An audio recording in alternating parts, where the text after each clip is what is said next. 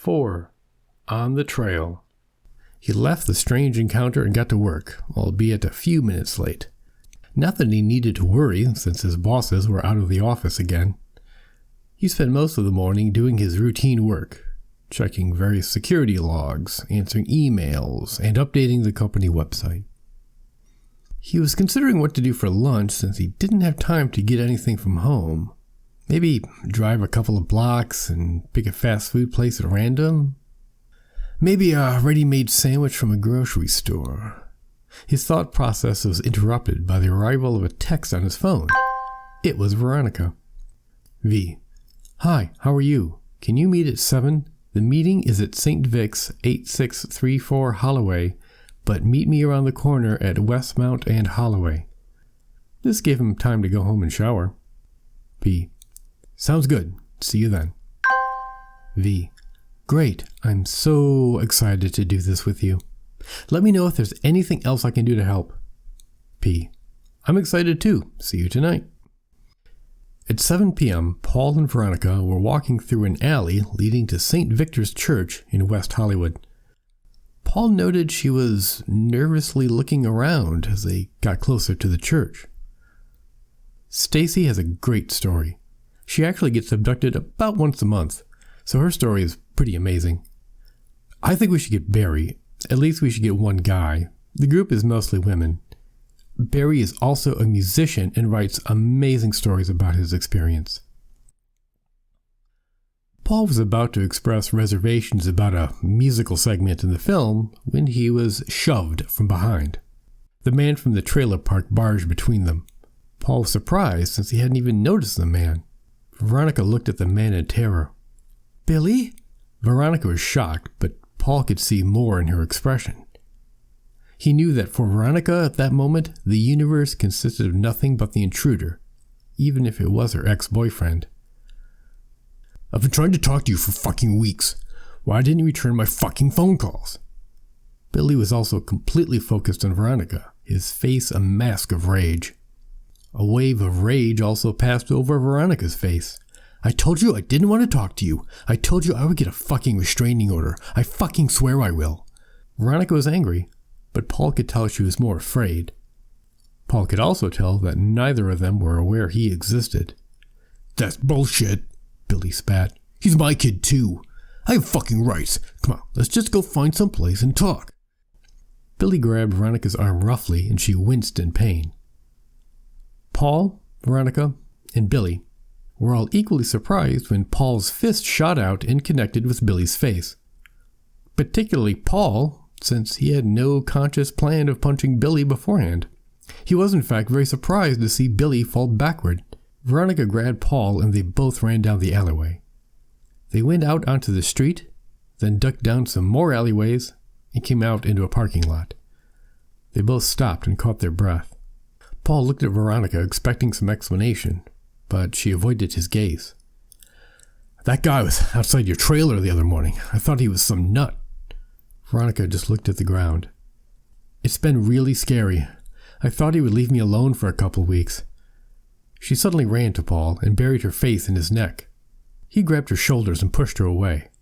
Oh, what is this? You had some story about aliens, but really you have some crazy ex-boyfriend. Jesus, suppose that guy had a gun or something. Or he comes after me. I mean, that guy looks fucking psychotic. A thought suddenly dawned on him. He said the kid was his. What about the aliens?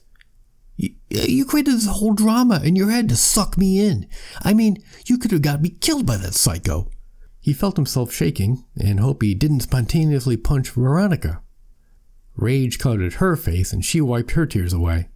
How dare you? I mean, how fucking dare you? What I told you was the truth. We were both traumatized and Billy started acting crazy. I told him he needed to go to therapy and we needed some space. But he wouldn't listen and it started to get scary. You have no idea what it's like living in fear. Rummaging through her bag, she retrieved her cell phone and brought up a ride service. I thought you were willing to help, but all you care about is your own bullshit. You can go back to your basement. Don't ever talk to me. She stormed away.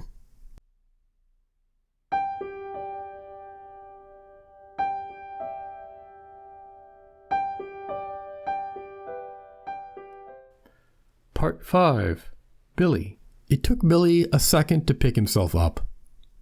He had been punched before, but he didn't think the other guy had it in him. He thought about going after them, but he wasn't sure which way they'd gone. He punched a wall and walked toward his car. After pulling into traffic, Billy realized he had no idea where he was going. He definitely didn't want to go home. Looking at his wallet, he figured he had enough cash for a session at Happy Hands Massage Parlor. He called to make sure at least one of his favorite ladies was working that night. After hanging up, he caught a glimpse of his phone wallpaper. It was Billy and Veronica having dinner. He remembered that night so well. She had just finished her nursing degree. He'd never seen her so happy. What else did they talk about that night? He couldn't remember.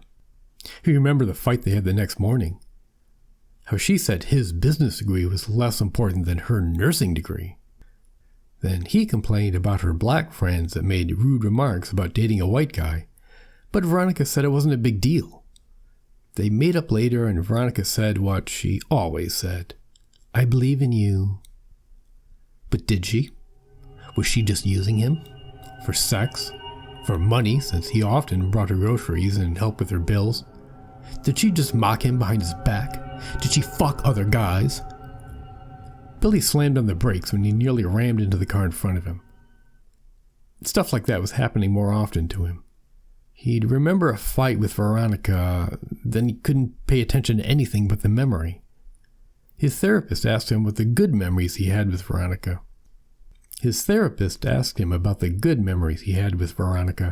Billy was having more trouble remembering those. When the therapist asked about his childhood, Billy could only remember the fights and the humiliating moments.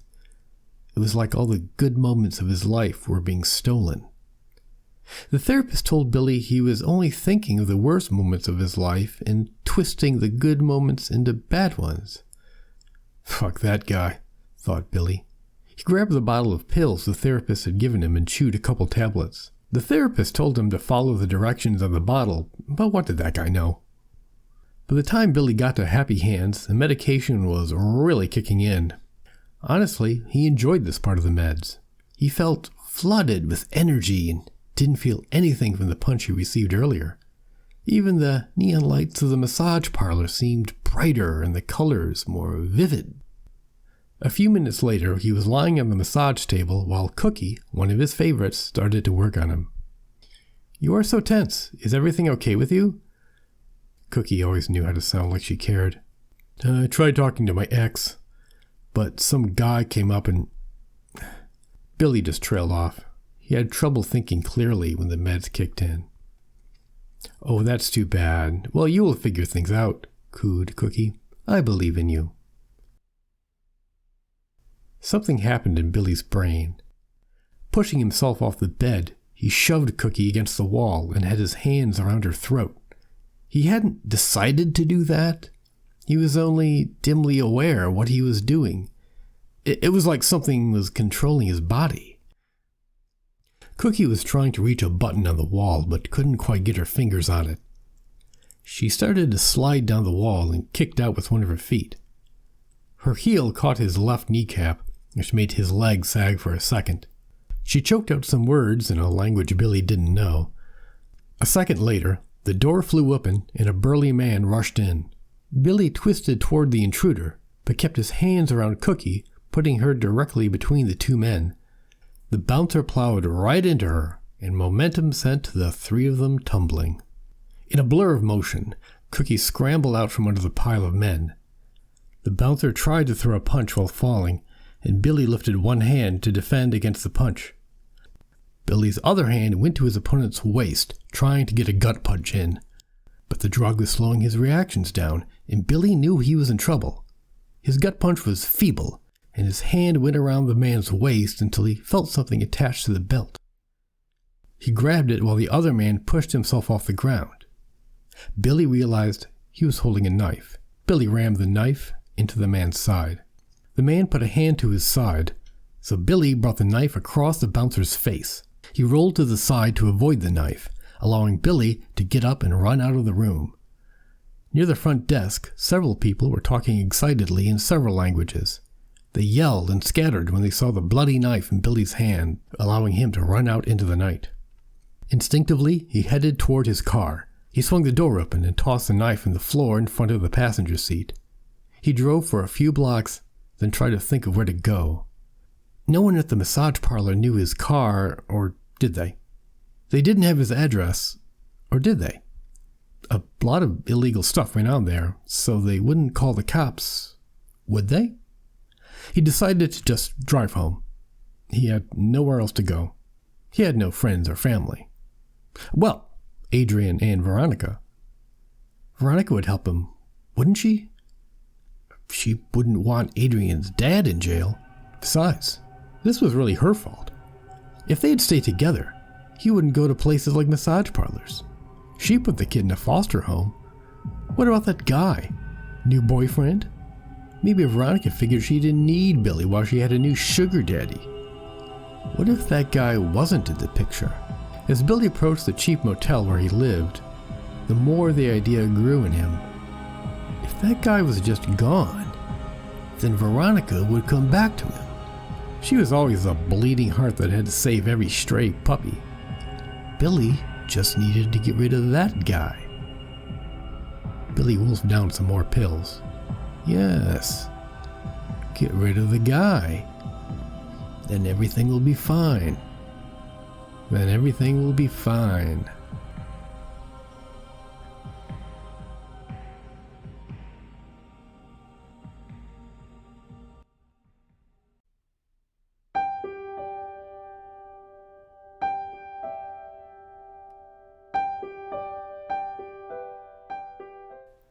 Part 6. Tragedy. The next day, Paul had no problem getting to work on time. This was fortunate since one of the owners was in the office. Paul considered that lucky since it forced him to concentrate on work. When he occasionally had a moment to himself, he would flip between trying to script an apology to Veronica and cursing her name. Once, while adding a new ink cartridge to the printer, he slammed it so hard Arthur stuck his head out of the office momentarily. Around 11 a.m., Arthur walked up to Paul. "Paul, can I borrow your car? Simon is in Anaheim and my car is in the shop. I have to be in Studio City in half an hour, and then I have to be in Van Nuys right after that." "Yeah, sure," Paul said dully. Of course he didn't really like to lend his car. At that moment, however, everything seemed pointless. His documentary was in shambles. His only friends had left him, and Veronica was never going to speak to him again. He would have to check the car for cameras and listening devices afterwards, but his evening was free, after all. A few minutes after handing Paul the keys, Paul saw his car heading out onto the street. Paul sat working in oppressive silence. He was able to distract himself by streaming one of his favorite conspiracy podcasts. It was 4 o'clock, and he was beginning to wonder when Arthur would return his car when the door slammed open and Simon ran in. He was wild and disheveled. "Why was he in your car? Why?" Simon was yelling while looming over Paul. "Who? Arthur? What are you talking about?" Although it was obvious who he was talking about. "Artyom! Who the fuck else?" This was a real emergency since the brothers never used their Armenian names. "Artyom is dead. He's fucking dead." Simon fell into one of the chairs like a sack of potatoes. His demeanor had gone from rage to quivering tears. Between gulps of air, Simon explained that Artyom had been in a fatal car accident. He apparently had been struck from the side by another car. The driver of the other car had fled. He said the police weren't sure if it was an accident, but he'd been at the accident site and overheard the cops saying it looked like the other driver had deliberately run Arthur off the road. "Why would someone do that?" Simon continued. "Who would want to hurt my brother? Everyone loved him." Simon's eyes snapped to Paul. "He was driving your car. Maybe that other guy thought you were driving." "No," Paul muttered as much to himself as to Simon. Who would... Paul's phone rang. It was the police. Paul Paul sat in a small room in the Los Angeles Police Department offices in West LA. His experience of the police was occasional traffic stops and watching crime documentaries. He had been offered a bottle of water and debated actually opening it. Obviously, he would leave DNA in the bottle if he drank from it. Could they use that against him? The door opened and a middle-aged man with a shaved head and walrus mustache walked in. Paul estimated him to be a bit over 6 feet tall, and his gut bulged out enough he couldn't fit in the room without bumping the table. "Paul, Detective Garcia, thanks for coming in." He gave Paul a very firm handshake while putting a manila folder on the table. The detective moved his bulk into the chair and began going through the folder. It contained photographs and papers. Garcia looked through them while muttering to himself. See what we got. Okay. Tarzan, Tarkanian. Okay. Autopsy. Garcia gave out a slight burp. Excuse me. Okay, Paul. I'll explain why you're here. We got a call about an accident out by Sherman Oaks. We found 2 cars in an embankment. One car was abandoned. The other car had one individual who was pronounced dead at the scene. He pushed a photograph under Paul's face. It was the bloody face of Arthur Tarkanian. Do you know who this person is? Paul was surprised how matter-of-fact Garcia sounded. Yeah. Paul wanted to look away from the photograph, but couldn't. That's my boss, Arthur. Garcia took out a picture of Paul's car, which had been rammed on the driver's side and rolled down an embankment. Recognize this car? That's my car, said Paul dully. He immediately thought about how much money he owed on the car, then felt ashamed for thinking that after the death of someone he considered a friend. Correct answer, said Garcia. The car was registered to you. Can you explain why Arthur was driving your car? He borrowed it, said Paul, struggling not to fidget nervously. He said he had a meeting. Doesn't your boss have his own car? Yes, but it's in the shop. Paul noticed Garcia's raised eyebrow. So Arthur borrowed mine. I see. Why couldn't he take an Uber or call a cab?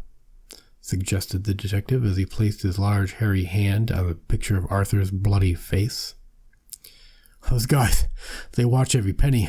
Arthur wouldn't pay for an Uber if he didn't have to. Did Arthur borrow your car a lot? At least he gave you money for gas, right? Paul hesitated. No, he never borrowed it before. This was the first time. He hadn't really thought about that earlier while his mind was on Veronica. Well, that's very generous of you. Garcia looked at Paul, expecting a reply. Well, he's my boss. Grateful he gave me a chance. Paul had never really thought that, but he realized it was true. How long have you worked for Arthur? Garcia asked abruptly. About 6 months. How did you get the job? Garcia looked at Paul intently. Through a temp agency? Paul waited for the other man to mock temp agencies. Everyone did. Temp agency, okay, said Garcia, suddenly glancing down and to the side. Fucking knew it, thought Paul.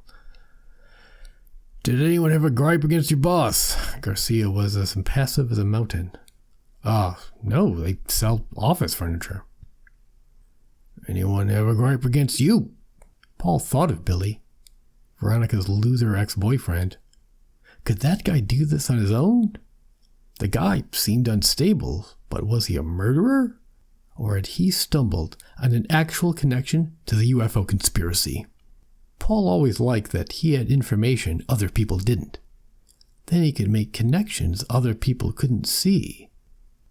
Maybe this wasn't the time to mention Billy. No, I work for guys who sell office furniture. Garcia held his gaze for an uncomfortably long time. Paul found himself looking at the other man's mustache for crumbs. Okay, we're done now. Write your name, address, and phone number on this piece of paper. Garcia handed Paul a business card. Call me if you think of anything else.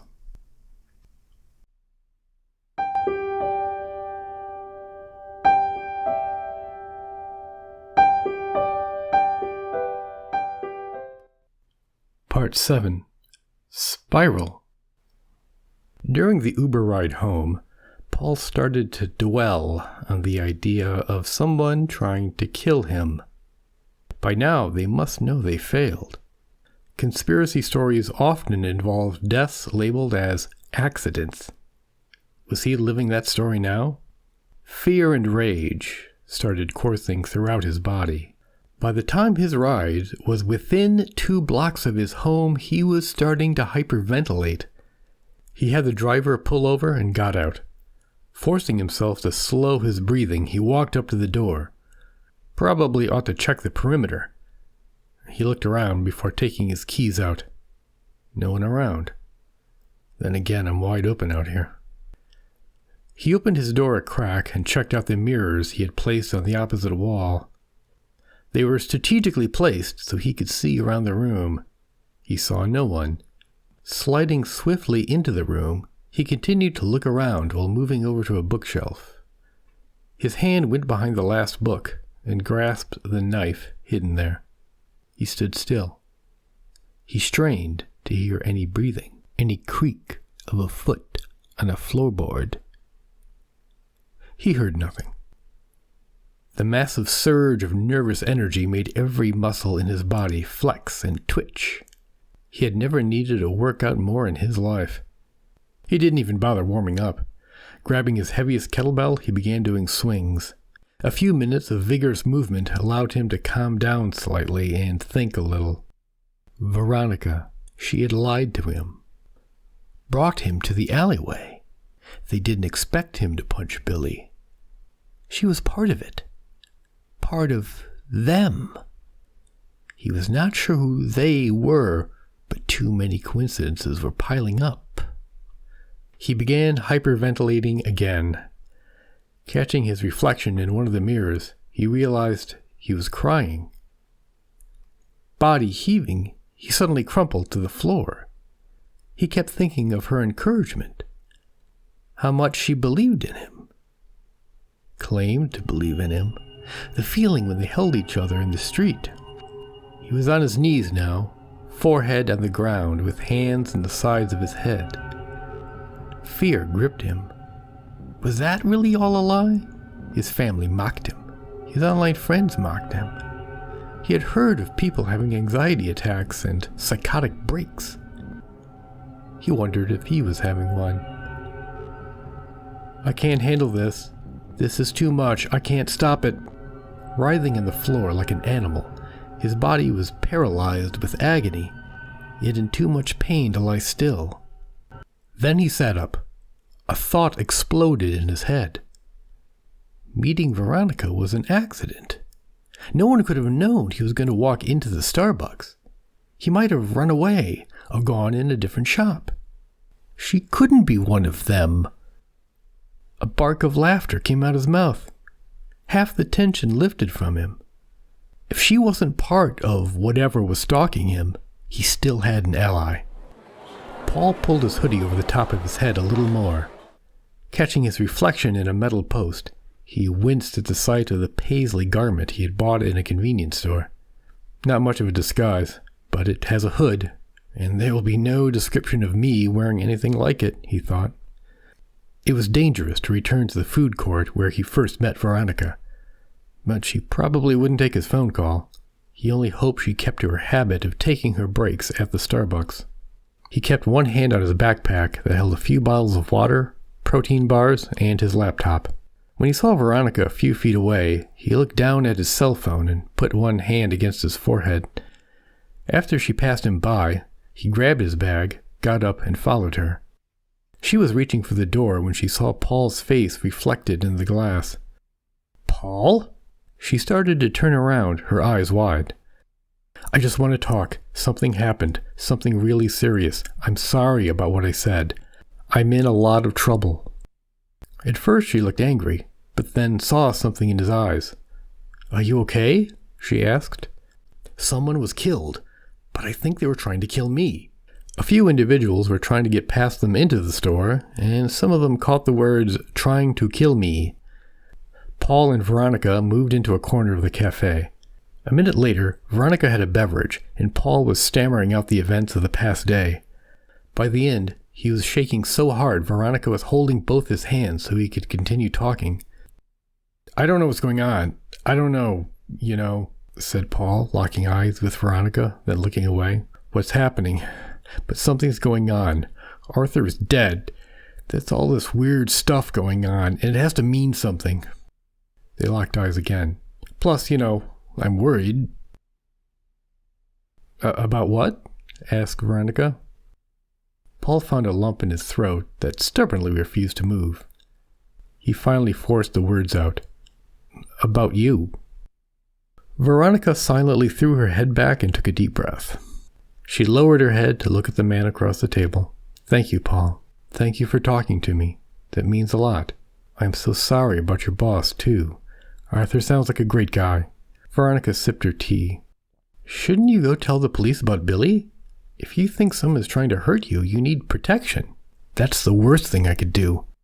I think we're close to figuring this thing out. Remember, there's always a them.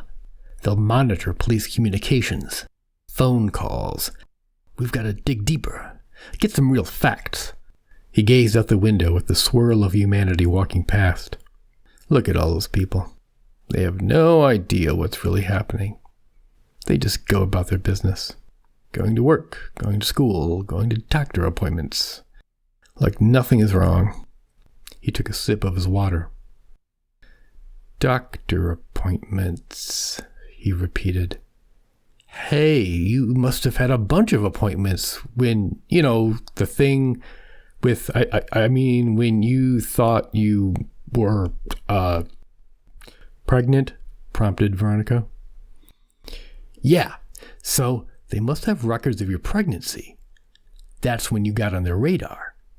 If they are making these hybrid people, they've got to identify and track the subjects. If we can get the original records, we might have enough information to go public." Veronica shook her head. "You saw all that stuff at my place. Did you see any clues?" "They only gave you what they wanted you to see. We've got to see the original notes. Maybe we can hack into their server." Paul's voice trailed off as he considered what kind of security they might have. Then he realized he wasn't sure who he would be hacking. "Where did you go? Do you remember the hospital or whatever it was?" Veronica laughed. "Well, of course, I was still in college, so it was Student Health Services at UCLA. You probably don't need to hack into a computer. You have no idea how technologically backwards healthcare is. It's probably all on paper." Paul noted two cops enter the Starbucks and walk up to the cashier. One of them noted Paul and looked away. "Listen, we need to get somewhere safer," Paul said, putting his hand on his bag. "My place isn't safe. I'd get a hotel, but they'll know if I use my credit card." Veronica put her hand on his shoulder. "Don't you worry. You can stay at my place for a while. I'll get an Uber." "Wait," Paul said as she pulled out her phone. "You'll be broadcasting where you are. If they know you're connected to me, they'll hack your phone and get your location. We should take public transportation." "That'll take over an hour, and I've been on my feet all day," Veronica said gently. "We'll just have to take a chance. I'll go outside and text you when the ride is here." "Sure," said Paul, fighting his normal panic mode. Watching her walk out the door, he tried to control his breath and keep an eye on the rest of the cafe. The cops had gotten their orders and left. That left the usual LA hipsters talking in small groups or bent over their laptops, intent on their screenplays. "I'm going to commit a crime," the thought sprang into his mind. As much as he considered himself a rebel, Paul had never broken a law in his life, beyond speeding. Hacking into a secured server was definitely illegal. The data he wanted was about Veronica, and he was only helping her see it. Paul somehow doubted that would make a difference to a judge, if he lived long enough to see a judge. Finally, he felt the vibration from his phone telling him he had a text. "Veronica, ride is here, outside to your left." Sometime later, they entered Veronica's trailer. While Paul set up his laptop, she took stock of the food supply. "Paul, I'm going over to the store to get us food. Here's the Wi-Fi password so you can do your thing." She jotted "I love Adrian" on a piece of drawing paper and walked out. Just as well, he figured. He needed to concentrate. First, a little research in UCLA health services. The first results were for students accessing health care. Then jobs. Health records just returned a statement protecting the privacy of health data. Oh, sure, they're protecting privacy, Paul mused to himself. Paul wasn't really that much of a hacker. If he repeatedly tried to breach their security and failed, he could set off alarms. There were plenty of good hackers in the VV forum, including Cal. The idea of crawling back to them made his jaw clench. But Cal was more than an online acquaintance, wasn't he? If he could show Cal the evidence, he might help. Desperate time, desperate measures. He went down to the VV forum but created a new account, The Outsider, in case anyone was watching for Rebel to appear. He could read forum posts and see who was logged in. Fortunately, Cal, aka Cali Dreamer, was posting away. The Outsider. Cal, this is Paul. I'm in a shitload of trouble. I can't use my regular account. For ID, your cat's name is Quentin and your mom's is Cora. Need your help. Please respond ASAP. Paul hit returned and waited. Cali Dreamer. WTF? I wondered what happened to you. I got fired from my job and that video went viral. What's happening? Paul found a news story about the accident and Arthur. He put a link in the next message to Cal. The Outsider. Dude, that was my car. I think they were after me. I'm working on this project. Kind of hard to explain everything. I know this girl who's caught up in this. She has medical records at UCLA. I'm trying to help her, and I need to get into their records and see what they have. Going to need a real hacker for this, and you're the best. Can you help? He sent the message and waited what seemed like eternity for a reply. Cali Dreamer. Dude, I got news for you. I'm a network admin at UCLA. Look, I feel bad I didn't help more when that old guy punched you. Plus, it's really fucking corporate here, so fuck them. Give me the name and whatever info you have. I'll see what I can see. Paul's heart leaped in his chest. The documents she had shown him the other night might help.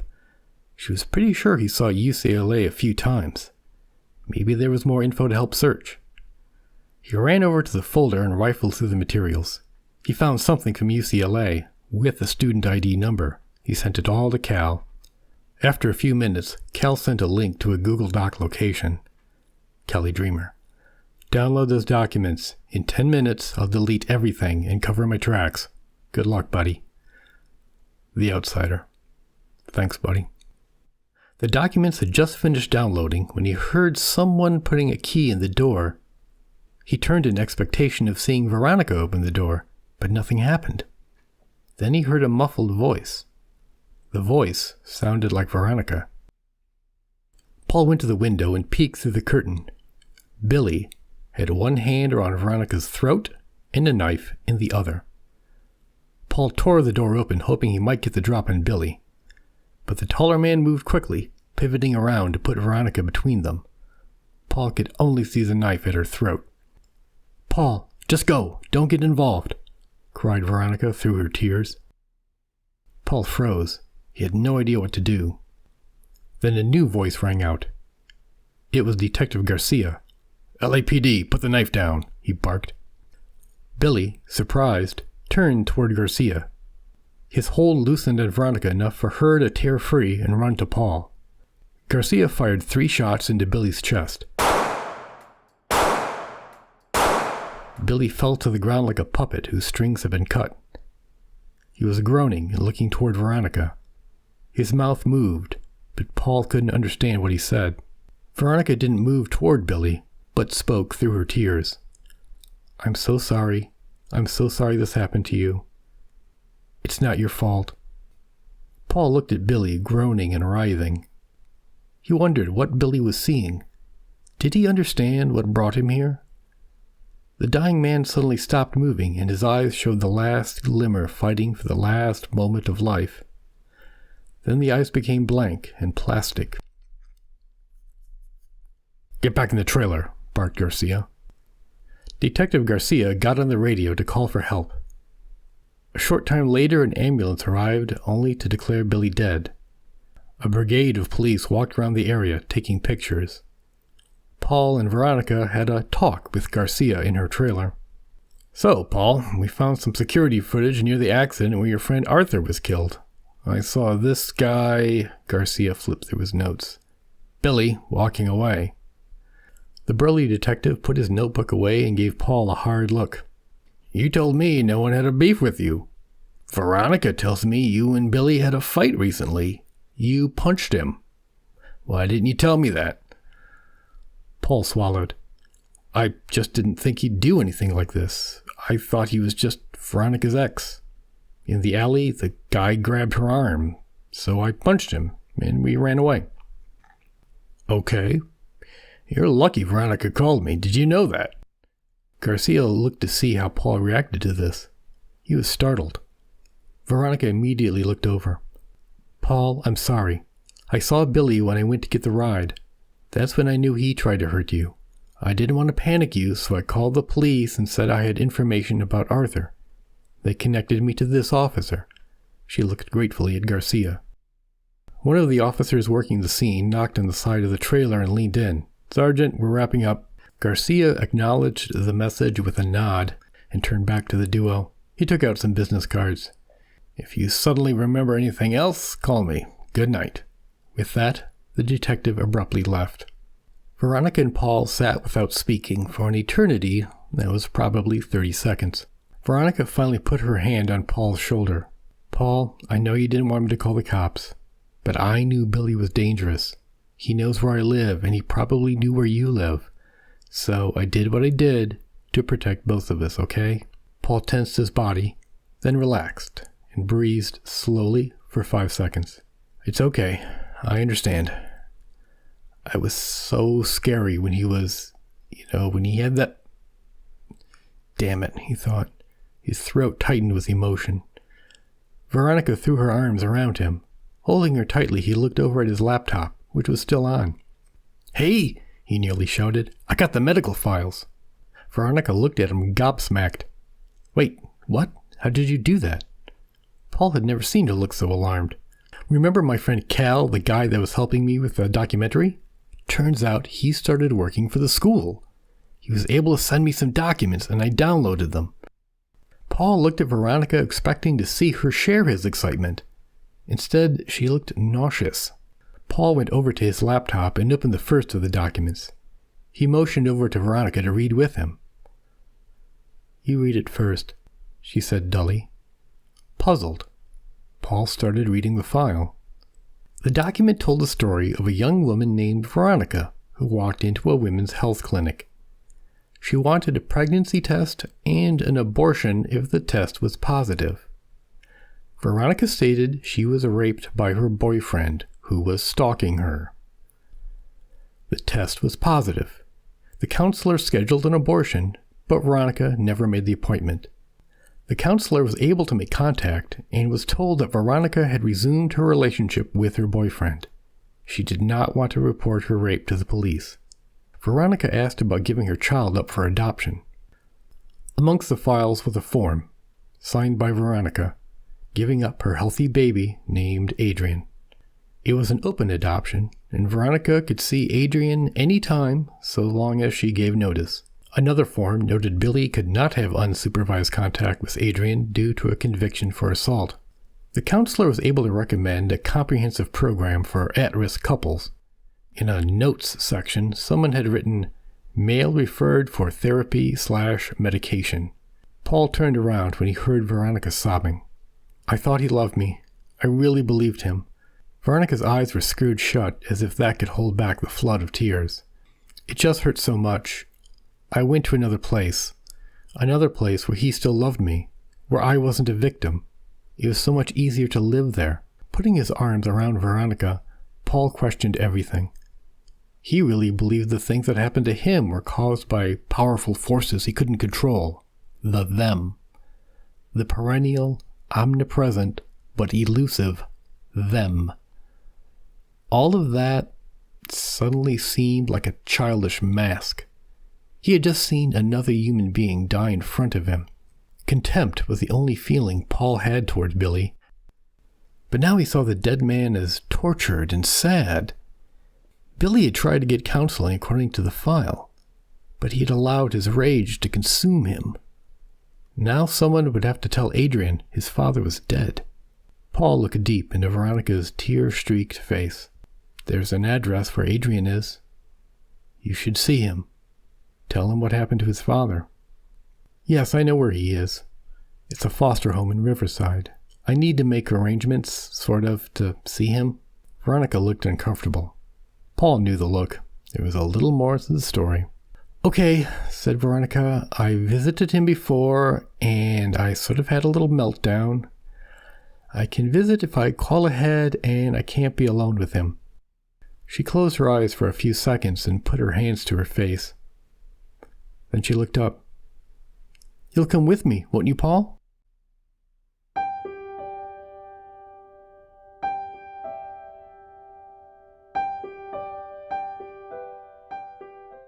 Part 8. Adrian. The word orphanage conjured images of Charles Dickens novels and old Victorian castles with grimy children working in coal mines in Paul's mind. But Paul and Veronica stood in front of a large residential home in a quiet neighborhood. It looked like a bigger version of the house he grew up in. They had barely waited a few seconds when the front door of the house opened. A severe-looking, bespectacled middle-aged woman wearing slacks and a t-shirt emerged. Her name tag said, Mary. She looked towards Veronica without smiling. She turned back and led a small child out by the hand. The child was a little tall for an 8-year-old, but had Veronica's hair and skin tone. Adrian was written on his t-shirt. Veronica, remember what we agreed, said Mary without warmth. Yes, I know. Veronica turned towards Adrian. Hi, Adrian. This is my friend Paul. Paul waved awkwardly. Hi. Paul was not comfortable with children. Hi, Adrian said, this while looking Paul up and down as if he was an alien specimen. Adrian, did they tell you about your dad? Adrian nodded in the affirmative. Some of the kids said he committed suicide by cop. The boy looked down as he fought back tears. Did the cops murder him? Why would they do that? Veronica put her hands on Adrian's shoulders and struggled to speak. Honey, I lost my dad too, said Paul. He had problems. He was sick a lot, and Veronica was now looking at him. He had a lot of problems. He got angry a lot. He drank sometimes. Finally, he took too much of his medicine and drank too much alcohol. Paul looked into Adrian's eyes. So, yeah, my dad killed himself. Paul had never spoken those words out loud. Veronica grabbed his hands. But I know he loved me. He was just, he was sick. We tried to help him, but we couldn't. Your dad loved you so much, Adrian. He couldn't get the help he needed either. The last words were choked out. Veronica pulled Adrian and Paul closer to her. They stood together, with only their tears for company.